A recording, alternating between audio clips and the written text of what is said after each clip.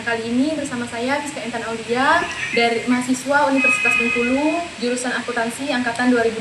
Nah, kali ini kita akan podcast bersama dengan Kak Vigo Febrio, mahasiswa akuntansi Universitas Bengkulu angkatan 2023. Nah, untuk Kak Vigo nih Kak, boleh aja langsung kita mulai nih ya Kak.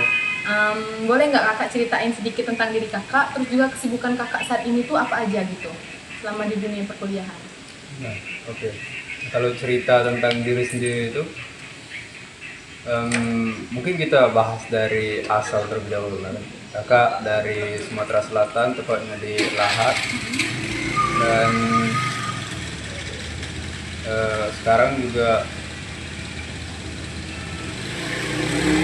sibuk dengan itu di kan awalnya dari SMK kan, SMK juga jurusan S1 akuntansi. Nah, jadi di sini di Universitas Bengkulu memilih S1 akuntansi itu karena memang dari SMK sudah belajar akuntansi. Nah, di situ kesibukannya belajar tentang akuntansi. Nah, ternyata apa yang dipelajari di SMK dan di kuliah itu akuntansinya agak sedikit berbeda. Nah, kalau Beda ya Kak? iya benar. Kalau di SMK itu kita belajar akuntansinya cuman prakteknya gitu kan, kayak khusus memang akuntansinya aja, kayak proses pencatatannya. Nah, tapi ternyata di sini kakak dapat banyak pembelajaran tentang akuntansi lebih luas gitu kan. Kita belajar tentang komunikasi bisnisnya, bagaimana menyampaikan akuntansi itu nanti kepada orang lain. Lalu juga kita belajar tentang eh, manajemennya, ada banyak tentang manajemen resiko, manajemen perilaku, dan ya jadi rasanya kayak dulu merasa kayak mudahnya akuntansi, ternyata banyak juga yang dipelajari dari akuntansi itu. Nah, kalau kesibukan sebagai mahasiswa S1 akuntansi seperti itu. Dan lalu ada sedikit amanah juga yang diemban gitu kan sebagai ketua umum FKSI tahun ini. Nah, kesibukannya paling bagaimana kemudian memfollow up aja sih dari teman-teman di setiap biro dan bidangnya, bagaimana kendala dan keadaannya, kondisinya. Jadi di follow up secara berkala gitu. Ya lu paling sama-sama kita cari solusinya bagaimana baiknya untuk kedepannya. Seperti itu sih paling kesibukan, dan seperti biasa ya kita kuliah tidak luput dari tugas, hari-hari tugas, dan paling mengerjakan tugas seperti itu. Oh, jadi kesibukan kakak kan udah sibuk banget nih Kak. Nah, Siska kan kenal kakak tuh kan dari sebagai pentutor Siska waktu semester 1 kemarin. Nah, kakak kan waktu jadi pentutor itu pasti nggak luput juga dong dari tugas-tugas kuliah yang lagi hektik, mungkin lagi sibuk banget. Nah, itu apa sih motivasi kakak untuk tetap jadi pentutor, tapi di tengah tugas-tugas kuliah yang banyak banget? Untuk jadi pentutor waktu itu karena entahlah kenapa, karena waktu itu memang kakak rasa pentutor itu nggak penting kan awalnya. Kayak kakak merasa sudah tahu lah mengenai akuntansi. Nah, ternyata latar belakang kenapa ada pentutor itu karena banyak ternyata yang masuk akuntansi ini tapi tidak dari IPS atau dari akuntansi. Mereka itu dari jurusan IPA tapi masuk mengambil jurusan S1 akuntansi. Nah, oleh karena itu, oleh latar belakang itu rasanya memang penting untuk mengajarkan kepada teman-teman kita yang mungkin belum terlalu mengerti tentang S1 akuntansi kan, karena beliau dari jurusan IPA nggak terlalu banyak juga belajar akuntansi. Nah, jadi memang niat membantu itu karena waktu kakak juga menjadi pas di semester 1 itu, teman-teman kakak itu kan banyak yang dari jurusan IPA. Melihat mereka merasa sangat-sangat terbantu oleh adanya pentutor itu, rasanya ingin juga kan membantu adik-adik nantinya. Dan di situ melihat kakak tingkatnya yang merasa senang sekali saat belajar adik-adiknya kan. Jadi kakak juga ingin menjadi pentutor pada saat itu, dan alhamdulillah juga di semester 3 itu kan mampu lolos seleksinya untuk jadi pentutor kan. Nah, di situ jadi bisa memberikan ilmu yang dimiliki ini ke adik-adik yang belum sama sekali mengerti mengenai akuntansi. Itu sih alasannya. Walaupun memang ada banyak tugas, tapi kebanyakan di kuliah ini tugasnya itu kan berkelompok. Nah, jadi kita bisa bagi-bagi lah tugasnya bagaimana. Itu sih cara memanajemennya. Kenapa kemudian masih ingin ikut pentutor. Nah, kan kalau yang tadi tuh kan seputar kakak waktu jadi tutor, kesibukan kakak saat ini. Nah, Siska mau Boleh dong kalau mau kakak spill untuk pencapaian yang menurut kakak itu paling membanggakan, terus kenapa? Juga ceritain dong kenapa perjuangan kakak menuju pencapaian itu gimana? Pencapaian sebenarnya mengenai pencapaian ya.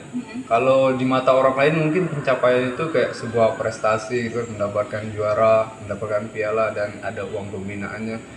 Nah, kakak juga sebenarnya sudah mencoba untuk menjadi itu kan, menjadi mahasiswa yang berprestasi, tapi memang kayaknya kurang sih. Kayak pas sudah mencoba, bukan berarti tidak mencoba, sudah mencoba, tapi memang hasilnya kurang. Nah, tapi dalam sudut pandang kakak sendiri mengenai apa yang disebut dengan prestasi itu paling pada saat menjadi ketua panitia. Nah, rasanya pada saat itu di FKSI agak sedikit melaksanakan kegiatan yang luar biasa, agak sedikit besar, yaitu kegiatan setingkat regional dari beberapa daerah di Sumatera bagian selatan khususnya, dan datang ke sini untuk melaksanakan kegiatan tersebut. Nah, di situ sih karena banyak sekali persiapan yang harus dilakukan pada saat itu, mulai dari karena kan kegiatannya itu kayak musyawarah regional. Nah, jadi kita mempersiapkan hotel mereka di mana, tempat bermusyawarahnya di mana, makan beliau, tempat hiburan karena ada kayak pariwisatanya juga di satu hari terakhir pada saat Murik itu. Jadi kita menentukan di mana rutenya juga dari beberapa pariwisata yang sudah dipilih kan. Nah, di situ sih rasanya kayak awalnya pada saat jadi ketua panitia kan rasanya kayak nggak mungkin sih untuk melakukan ini semua kan. Nah, tapi ternyata memang sudah diusahakan dan alhamdulillah juga berhasil. Nah, di situ sih pencapaiannya waktu itu luar biasa. Oh, berarti waktu kakak jadi ketua panitia nih kak, itu kan berarti udah banyak banget dapat pengalaman kan? Iya, itu. Nah, jadi menurut kakak organisasi di perkuliahan itu sepenting apa sih kak? Sebenarnya organisasi itu mungkin kalau kakak bilang sebagai ketua umum mungkin rasanya akan bilang sebegitu pentingnya organisasi kan. Tapi alangkah baiknya kita berbicara apa adanya saja. Kakak juga akan berbicara sebagai Vigo Febrio, bukan sebagai ketua umum FKSI di sini. Sebenarnya layaknya seperti pisau bermata dua sih sebenarnya organisasi itu. Tinggal intinya itu dari manajemen waktu kita. Bagaimana kita di banyaknya kegiatan itu mampu melaksanakan kegiatannya kan, banyak kegiatan tapi waktunya sedikit. Nah, bagaimana kita memaksimalkan dengan waktu sedikit itu untuk agar setiap kegiatan itu terlaksana dengan baik. Itu aja sih paling manajemen waktu. Dan mengenai manajemen waktu ini alhamdulillahnya di FKSI melihat kakak-kakaknya juga sudah memberikan pelajaran kan bagaimana kemudian tentang manajemen waktu ini. Jadi di situ sih intinya paling. Tapi hal yang paling pentingnya itu memang niatnya mungkin itu. Nah, kalau dari sudut pandang fiskal kan kakak nih aktif kan kak sebagai ketua umum sebagai mahasiswa. Nah, ada nggak kak orang lain yang kakak jadikan inspirasi sehingga kakak tuh sekarang jadi benar-benar yang kayak jadi terinspirasi banget jadi mahasiswa yang aktif di dunia perkuliahan? Inspirasi sebenarnya banyak sih. Kalau di FKS itu ada Kak Fadil, itu kan karena beliau juga ketua umum FKS tahun 2022, lalu juga menjadi gubernur BEM FEB di tahun 2023, dan tahun 2024 beliau menjadi kalau menteri luar negeri waktu pada saat itu. Nah, mungkin di situ juga ada dari peran dari Kak Fadil yang luar biasa pada saat itu mengajarkan tentang semangat rasanya. Pada saat beliau hadir itu rasanya teman-teman kami seangkatan, seperjuangan itu langsung membara semuanya melihat dari bagaimana beliau berbicara, bagaimana beliau memandang suatu kejadian dan pola pikirnya mengenai hal itu. Tapi juga ada beberapa kakak-kakak yang lain, jadi intinya banyak yang untuk menjadi inspirasi itu.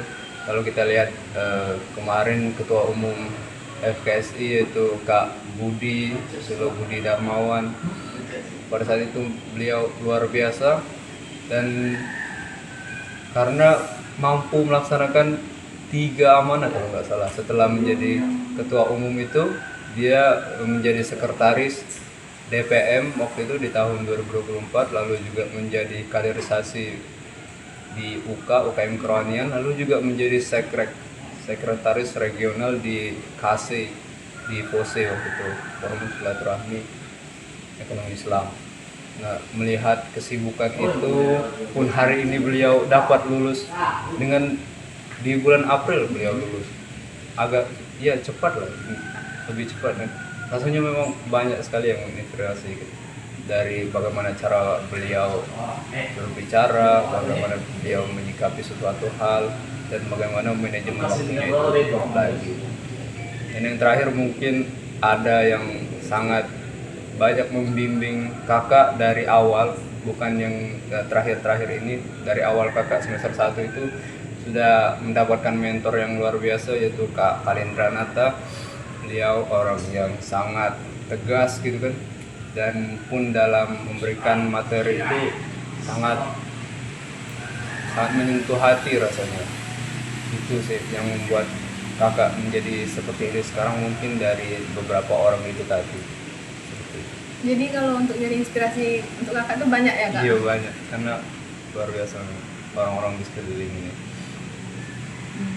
Kalau semisal prinsip teguh yang selalu kakak pegang dalam kehidupan kakak di masa perkuliahan ini tuh apa aja? Apalagi kan kakak di sini ngekos apalagi kakak kan ngekos kak. Apa sih prinsip teguh yang selalu kakak pegang dalam masa perkuliahan ini?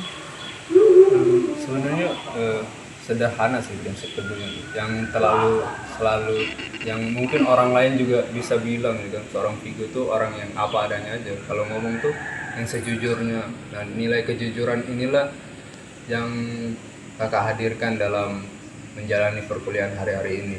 Karena pun kita di akuntansi juga belajar kan mengenai integritas ini, mengenai kejujuran ini, bagaimana kemudian orang menilai itu tidak hanya dari ilmunya saja, tapi dari etikanya.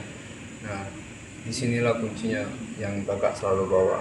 Mungkin itu sih yang membawa nilai, mungkin dari bagaimana dosen menilai kakak kan, dari kejujuran itu. Lalu juga bagaimana teman-teman hadir di sekeliling dari kejujuran itu juga. Aku suka galak atau ingin kan berteman dengan Vigo tuh karena dia tuh apa adanya aja ngomong seperti itu. Lalu juga apa yang sudah dicapai hari-hari ini kan sebagai ketua umum juga mungkin tidak lepas dari kejujuran itu, dan dipercaya juga oleh teman-teman seperjuangan kan, dari teman-teman BPH, teman-teman Agonta, seperti itu nilai yang dipegang teguh, kejujuran itu. Walaupun memang agak berat juga sih sebenarnya, karena kan juga beberapa tugas itu kan menuntut kejujuran, tapi ya kita pintar saja kita lupa itu. Kakak ini sebagai mahasiswa pernah nggak kak ngerasa jenuh banget sama dunia perkuliahan, atau ngerasa bosan banget sama hal-hal yang rutinitasnya itu aja, atau gimana? Iya benar, menarik sekali pertanyaan itu. Sebenarnya selalu ada sih rasa jenuh itu kan, selalu menghantui rasanya. Karena setelah rasanya kan hampir kan kita misalnya dari pagi sampai sore berkegiatan ya, lalu kita sorenya pulang ke kosan. Nah, di kosan itu sorenya langsung ada rasa jenuh itu langsung menemplok ke badan itu. Mungkin biasanya langsung tertidur kan setelah itu. Nah tapi untungnya melihat itu sih, mungkin semangat atau mungkin harapan dari teman-teman baik di organisasi pun dari teman-teman kuliah kan yang sekelompok atau apapun itu, untuk ya bagaimana nih tugas ini kan. Mereka masih selalu bertanya, lalu juga dari organisasi juga masih selalu berharap gitu kan, walaupun di tengah kejenuhan itu. Dan di situ sih ada dorongan dari teman-teman kelompok ini atau teman-teman dari organisasi yang untuk memberikan semangat atau mungkin tetap semangat gitu kan. Karena kalau kita nggak semangat itu rasanya mungkin ada teman-teman yang lain yang dirugikan nantinya. Nah itulah sih yang menjadi penyemangat untuk menghilang rasa jenuh itu. Tapi sejujurnya memang ada rasa jenuh itu, dan kakak rasa juga memang itu hal yang wajar sih untuk ada hal jenuh itu. Paling bagaimana kita memanajemen hal itu aja, jangan sampai terlalu berlebihan, jangan sampai kita merasakan kerugian atas rasa jenuh itu sebenarnya. Ya berarti seorang kakak pun bisa ngerasain jenuh sama masa perkuliahan ya kak? Sama aja, kakak manusia biasa juga. Nah Kalau cara kakak untuk manajemen waktu kakak, membagi waktu kakak dari jadi ketua umum FKSI, terus aktif di organisasi, terus sama tugas-tugas kuliah, sama kalau misalnya mau ikut kegiatan apapun itu gimana kak? Sebenarnya dilihat dari skala prioritas pertama. Nah, maksud dari skala prioritas ini adalah kalau kalian hadir di kegiatan itu, apa dampak positifnya teman-teman hadir di sana? Kalau mungkin banyak teman-teman yang bisa bantu di sana, maka kegiatan itu yang lebih didahulukan terlebih dahulu. Nah, contohnya kalau misal hari ini kakak ada mau persiapkan kegiatan bisnis di sore hari ini, nah kakak hadir di sini untuk mempersiapkan kegiatan tersebut karena memang menjadi penyemangat aja sih, karena kalau nggak ada ketumnya itu mungkin teman-teman yang lain kurang terarah gitu kan, kayak seakan kehilangan arah. Yang paling di skala prioritas dan kebermanfaat gabungnya itu sih, kayak kita hadir di sana tuh seperti di awal tadi, apa yang bisa kita lakukan di sana, itu sih paling. Jadi kakak pun juga dari banyaknya kegiatan itu nggak memang selalu hadir di setiap kegiatan yang dilaksanakan kan, tapi harapannya adalah orang lain yang bisa menggantikan peran itu, karena mungkin kakak lagi sibuk di tempat yang lain yang mungkin lebih membutuhkan kalau dilihat dari skala prioritas dan manfaatnya yang dihasilkan nanti itu sekarang. Ya, berarti berdasarkan prioritas terlebih dahulu ya kak Iya. ya. Nah, tadi kan kita ngomong tentang pengalaman kakak terus kan, terus keseharian kakak terus. Nah, boleh nggak spill rencana kakak ke depannya itu apa aja gitu? Gimana, apa aja, dan boleh dong kasih tahu ke kami rencana apa ya, gimana untuk bisa dapetin rencananya gitu. Nah, ini hal yang menarik juga. Kakak juga dulu dari SMA kayaknya selalu sering sekali merencanakan hal-hal yang seperti ini. Tapi anehnya tidak pernah tercapai tuh. Kayak selalu ada aja sih kayak kejutannya dari upload kehidupan yang kita jalani hari-hari ini. Nah, sebenarnya kalau ditanya seperti itu pastinya ada rencana yang ingin kakak lakukan itu. Setelah ini mungkin kakak ingin mungkin kita sedikit cerita di awal. Dalam pandangan kakak itu ada 3 jenis mahasiswa. Yang pertama itu yang mahasiswa berprestasi. Dan di sini kakak sudah mencoba kan, tapi memang hasilnya kurang. Nah, lalu juga ada mahasiswa yang berorganisasi. Banyak sekali mahasiswa yang ikut beberapa organisasi, bahkan sampai 7 atau mungkin berapa kan. Luar biasa orang-orang yang seperti itu. Nah, hari ini juga kakak sedang mengalami atau di posisi ini sedang berorganisasi sebagai ketua umum. Nah, selanjutnya kita lanjut ke jenis mahasiswa yang terakhir, itu adalah mahasiswa yang kuliah sambil bekerja. Nah, itu sih yang kakak ingin rasakan dalam 4 tahun yang singkat ini kan, sebagai mahasiswa kan cuma 4 tahun. Nah, kakak ingin merasakan 3 hal ini. Nah, di situ mungkin rencana kedepannya setelah ini kan, setelah menjadi ketua umum FKSI, mungkin setelah itu kakak akan mencoba mencari side hustle kalau nggak salah istilahnya, kayak kerja sampingan. Kalau kita masih kan, kita sebagai mahasiswa masih fokus untuk belajar, tapi di sela-sela waktu itu kakak akan mencari pekerjaan kan, entah apapun itu, tapi setidaknya itulah, melihat juga dari role model kehidupan itu Bapak Gita Wirjawan yang pada saat itu pernah menjadi Menteri Perdagangan tahun 2011. Memang jalan hidupnya untuk mencapai sekarang itu seperti itu, beliau bekerja sambil kuliah karena memang ada sedikit masalah kondisi keuangan juga sih kalau kita itu. Kalau kakak untungnya nggak sampai segitu, tapi mungkin kalau kita dapat mandiri kan lebih enak juga membantu keluarga gitu, khususnya orang tua. Nah, itu rencananya akan bermahasiswa dan bekerja. Lalu juga sedikitnya paling ini sih, kakak nggak mau KKN sih rasanya. Jadi kakak nggak mau KKN. Iya, Kenapa tuh kak? tertekan luar biasa sih kak di KKN itu. Melihat prokernya kan, proker orang-orang yang di KKN itu kayaknya seperti itu aja, kayak sekedar terlaksana, nggak terlalu banyak hal yang gitu ya, benar, nggak terlalu banyak yang hal bermanfaat yang dapat diberikan gitu kan. Tapi masalahnya biayanya terlalu banyak untuk hal itu. Padahal efeknya tidak terlalu berapa, tapi biayanya mahal sekali. Nah, jadi oleh karena itu di tahun depan mungkin kakak ingin mencoba PKM sih. Entah nanti apapun jenisnya, mungkin kalau sekarang pemikirannya cuma PKM humaniora. Di situ sih arahnya tentang ilmu kita kan ilmu ekonomi yang dapat diterapkan ke masyarakat. Karena di situ juga kalau PKM itu kan kita punya idenya aja dan didanai oleh pemerintah, dan plus kita nggak KKR. Kalau menurut kakak tuh kak, kan kakak tadi mau bilangnya mau kerja juga, mau PKM juga kan kak. Nah kalau sekarang kita tuh mau nanya dari segi IPK tuh menurut kakak penting nggak kak untuk di dunia kerja?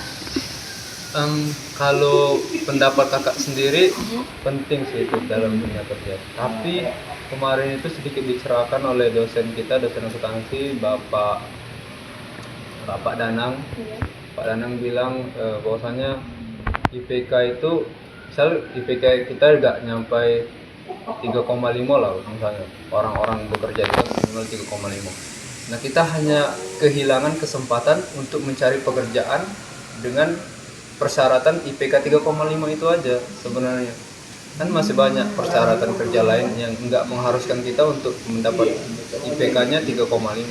Itu saja kayak hanya menutup satu pintu rezeki yang mensyaratkan IPK-nya itu harus 3,5. Nah itu sih rasanya memang luar biasa apa yang disampaikan oleh Pak Danang itu membuka pikiran kakak juga tuh. Yang awalnya terkungkung sekali untuk selalu menjaga IPK atau IP itu, tapi kalau mungkin ada hal yang bermanfaat lainnya yang dapat diberikan, rasanya kakak juga nggak masalah untuk mengorbankan IP itu. Dan nggak ditanyakan berapa IP? Nah itulah alasannya. Nah kalau tadi tuh mungkin agak masuk ke sesi penutupan nih kak.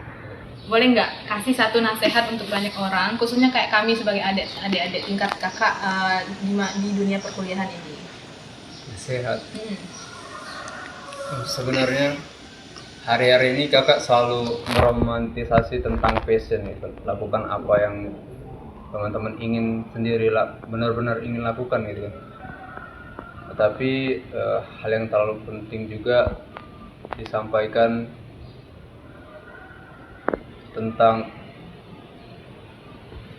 oleh Ketua Umum FPSI tahun 2024 kemarin, bahwasanya kalau kita memiliki keinginan kan, tapi nggak ada usahanya, ya maka hal itu tidak akan tercapai. Kalau kita berusaha tapi tidak ada pemikiran jauh ke depan, maka itu kayak hal yang sia-sia saja. Nah, oleh karena itu kita perlu pemikiran yang jauh ke depan itu dan usahanya untuk menciptakan keajaiban itu.